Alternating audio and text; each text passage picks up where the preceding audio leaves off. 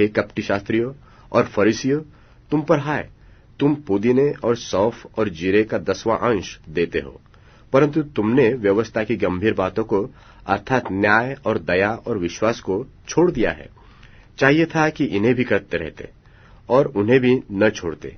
हे अंधे अगुओं, तुम मच्छरों को तो छान डालते हो, परंतु ऊंट को निगल जाते हो।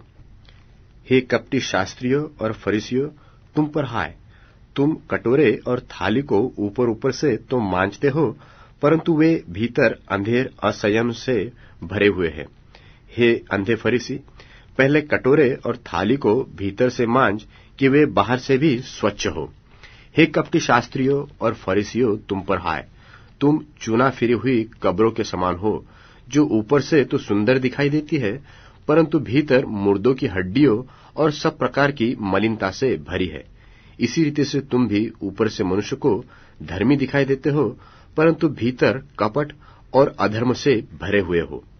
हे कपटी शास्त्रियों और फरीसियों, तुम पर हाय, तुम भविष्यवक्ताओं की कब्रें संवारते हो और धर्मियों की कब्रें बनाते हो, और कहते हो कि यदि हम अपने बाप दादों के दिनों में होते तो भविष्यवक्ताओं की हत्या में उनके साथी न होते।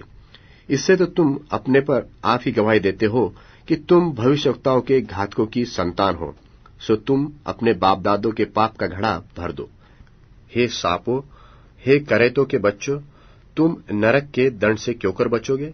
इसलिए देखो, मैं तुम्हारे पास भविष्यवक्ताओं को और बुद्धिमानों और शास्त्रियों को भेजता हूं, और तुम उनमें से कितनों को मार डालोगे और क्रूस पर चढ़ाओगे, और कितनों को अपनी सभाओं में कोड़े मारोगे, और एक नगर से दूसरे नगर में खदेड़ते फिरोगे। जिससे धर्मी हाबिल से लेकर बिरियाह के पुत्र जकरयाह तक, जिससे तुमने मंदिर और बेदी के बीच में मार डाला था, जितने धर्मियों का लोहू पृथ्वी पर बहा गया था, वह सब तुम्हारे सिर पर पड़ेगा। मैं तुमसे सच कहता हूं, ये सब बातें इस समय के लोगों पर आ पड़ेगी।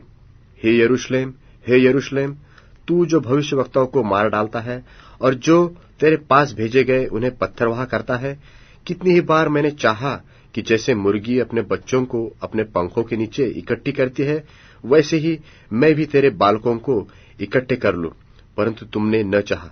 देखो, तुम्हारा घर तुम्हारे लिए उजाड़ छोड़ा जाता है, क्योंकि मैं तुमसे कहता हूं कि अब से जब तक तुम न कहोगे कि धन्य है वह जो प्रभु के नाम से आता है, तब तक तुम मुझे फिर कभी न